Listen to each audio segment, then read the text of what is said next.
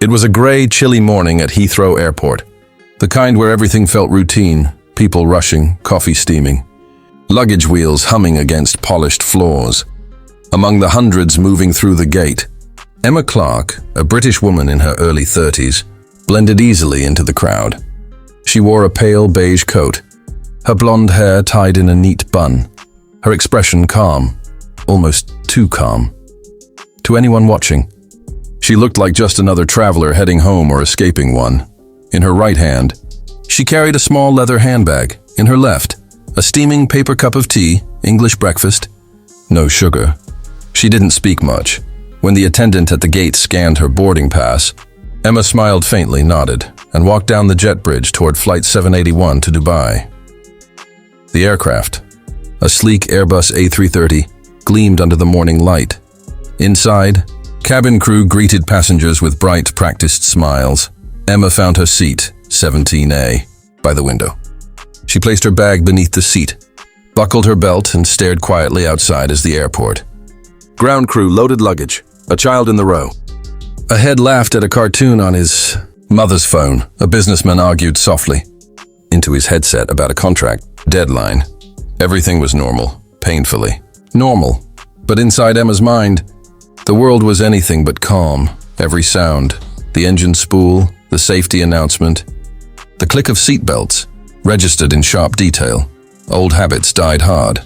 Once, she had been Flight Lieutenant Emma Clarke, part of the Royal Air Force's Tactical Communications Division. She'd left that world 5 years ago after a mission that never made it to the news, a mission that cost her more than anyone would ever know. Since then, she'd tried to live quietly, traveling where no one asked too many questions.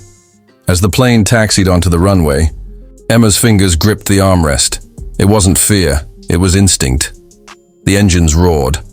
The cabin vibrated, and with a gentle tilt, the aircraft lifted off into the grey London sky. The clouds cleared over the English Channel, revealing streaks of gold sunlight.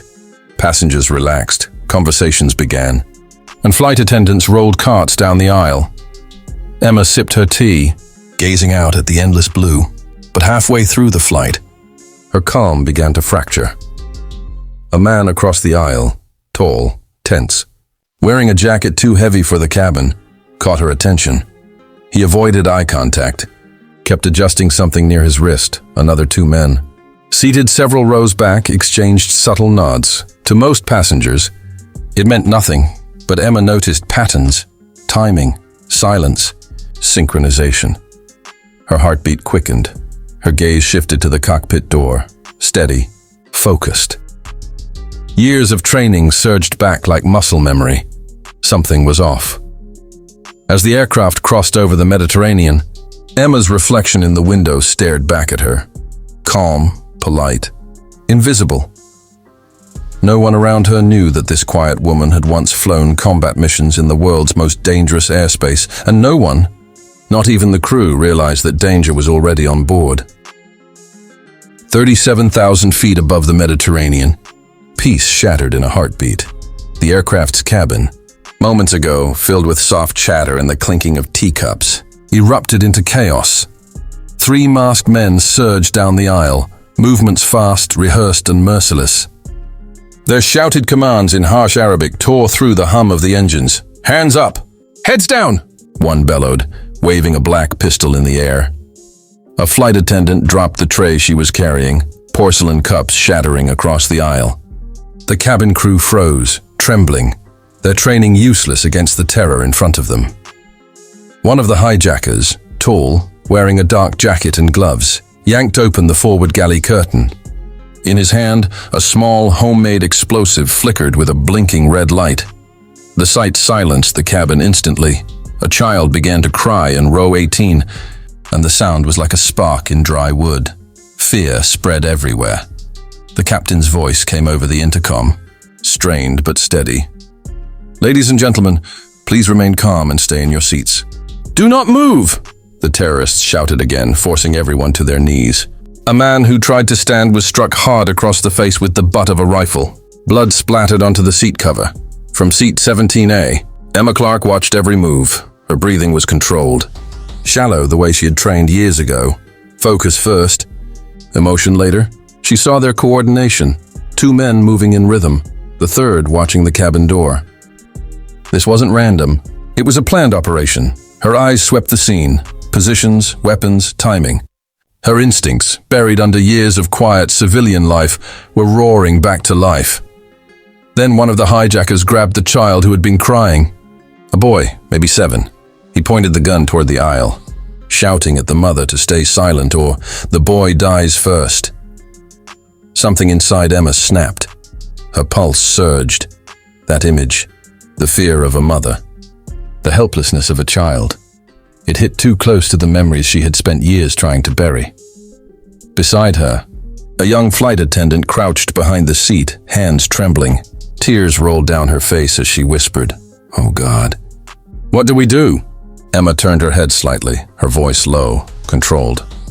The voice of someone who had been through war. "Listen to me," she said softly. "You're going to tell the captain. Ghost Falcon is here." The attendant blinked, confused, but something in Emma's eyes, cold, unshaken, made her believe. She nodded and crawled toward the intercom panel near the galley. Emma inhaled deeply, scanning the cabin one last time. Every detail mattered. The leader stood near row 14. The man with the explosive was by the forward door. The third was guarding the aisle near the cockpit. The key position. Emma flexed her fingers. Beneath her calm expression, a soldier was awakening. The cabin, trembling with fear, didn't yet know that the quiet woman by the window was once a Royal Air Force operative, trained to survive the impossible. And as the aircraft continued its steady course across the Mediterranean sky, something far more dangerous than the hijackers was about to rise, the return of Ghost Falcon. Inside the cockpit, the tension was suffocating. Captain Ryan Mitchell, a veteran pilot with 20 years of service, stared blankly at the communication screen. The words his first officer had just whispered didn't make sense. "Sir, the cabin crew says someone called herself Ghost Falcon." For a moment, Ryan's hands froze above the controls. His throat tightened. That name, Ghost Falcon. It hit him like a memory bursting through smoke and sand. Kandahar, 2012, a British pilot who had saved his team after an ambush on an airstrip under heavy fire. He never saw her face, only heard her voice through static-filled comms. Calm, decisive, fearless. He'd thought she'd died years ago. Ryan looked at his co-pilot, First Officer Hamid, eyes wide with disbelief. "She's here," he whispered. "She's one of us." Outside the reinforced cockpit door, muffled chaos echoed through the plane. Passengers were crying, hijackers shouting, one man threatening to blow the cabin apart. Ryan clenched his jaw. His instincts screamed to act, but one wrong move could end 243 lives.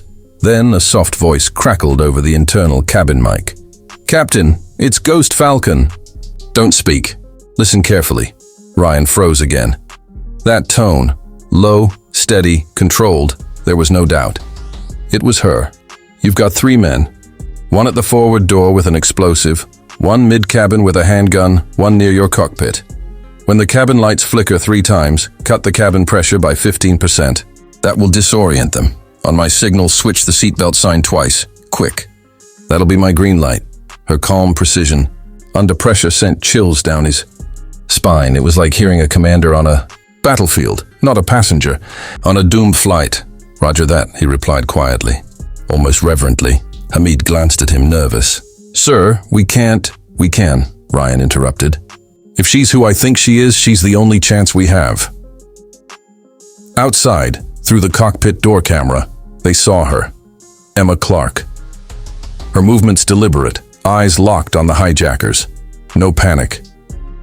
No hesitation, just quiet control. Ryan waited, hand hovering over the pressure control switch. The hijackers' shouts grew louder. One of them pounded on the cockpit door, screaming in rage. Then, flicker. Once. Twice. 3 times. Emma had given the signal. "Now," Ryan muttered. He turned the switch. The cabin pressure dropped slightly, not enough to endanger. but enough to make breathing harder, vision blurrier for those not braced. Inside the cabin, confusion erupted. One hijacker stumbled, coughing, losing balance. Another yelled, disoriented by the sudden flickering lights. Then, over the mic, Emma's final command came, firm and fearless. Buckle the cockpit. I'll handle the forward section. Ryan locked the controls, eyes fixed on the monitor. Through the grainy camera, he saw her move. Fast, precise, unstoppable. A blur of trained efficiency. He whispered to himself, voice trembling. God help us all. The Ghost Falcon flies again. The cabin was chaos, smoke, broken glass, muffled cries.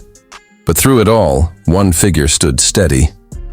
Emma Clarke, hair disheveled, face streaked with sweat and blood, moved down the aisle with calm precision. The last hijacker, the leader, was on the floor, struggling. The wires from his fake explosive vest torn and scattered like confetti. Emma's knee pressed against his chest as she cuffed his hands with a zip tie she'd taken from a food cart. "Stay down," she hissed, her tone carrying the quiet authority of someone used to command. The passengers watched in stunned silence.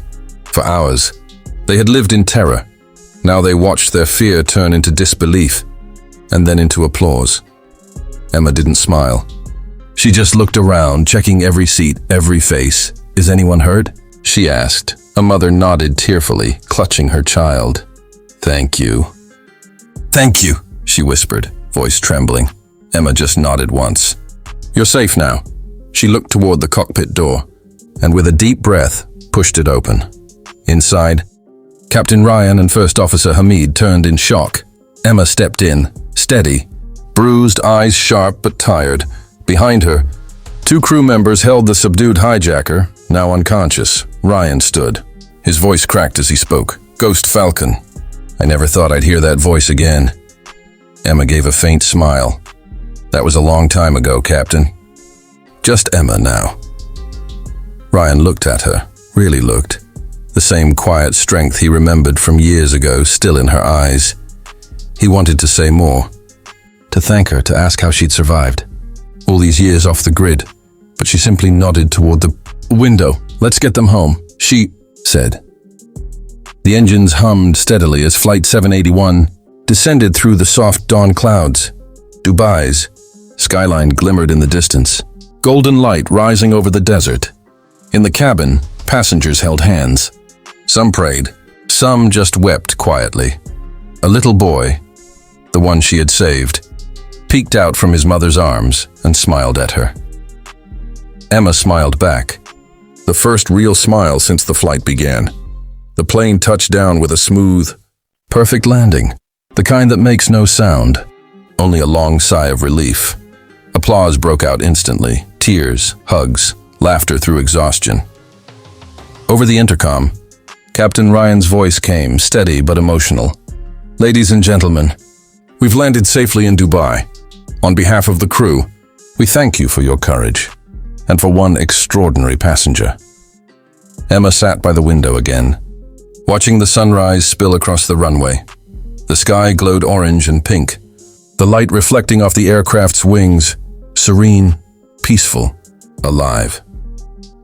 When the airport security and media stormed the plane minutes later, they found the hijackers tied, weapons confiscated, but Emma was gone.